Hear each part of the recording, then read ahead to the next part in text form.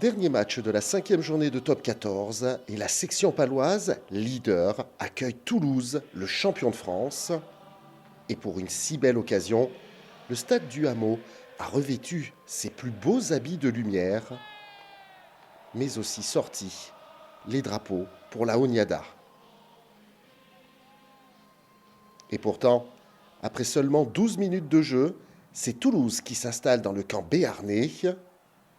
Beato Movaca franchit et entre dans les 22 mètres. Le contest palois n'est pas dans les règles de l'art et M. Nuchy donne une pénalité justifiée. L'alignement toulousain, toujours aussi efficace avec Fassa Lélé, et Beato Movaca, toujours aussi précieux dans tous les secteurs du jeu toulousain.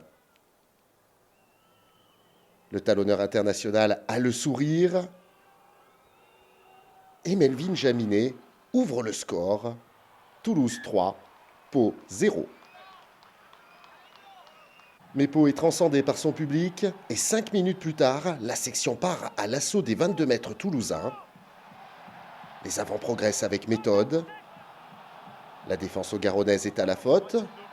Mais Pau profite de l'avantage pour s'approcher un peu plus encore de la ligne d'en but. Et c'est Risséouat qui trouve l'espace pour le premier essai palois.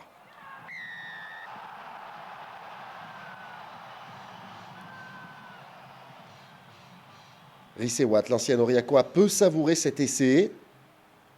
On revoit le travail au ras des avants béarnais. Et la conclusion du troisième ligne australien.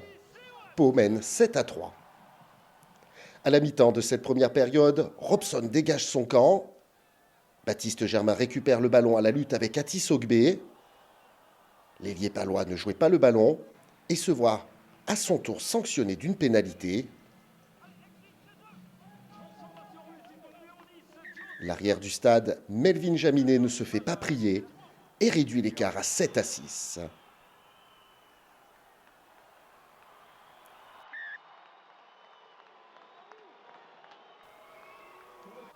Quatre minutes plus tard, Pau repart de l'avant.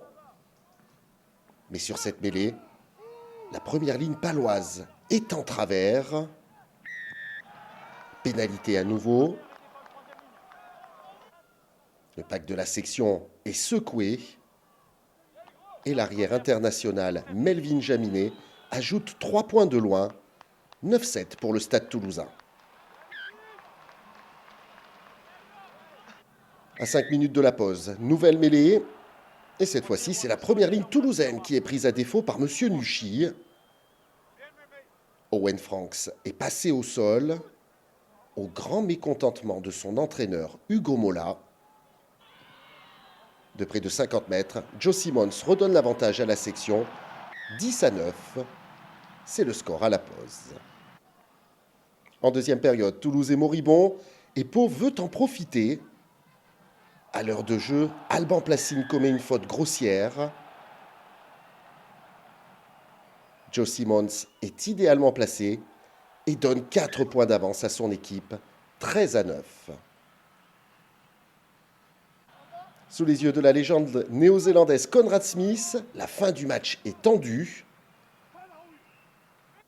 Mais Pau résiste jusqu'à la sirène. Un dernier ballon sécurisé en touche, un dégagement salvateur, et Pau s'impose petitement 13-9. À l'issue de cette journée, la section est toujours leader du top 14.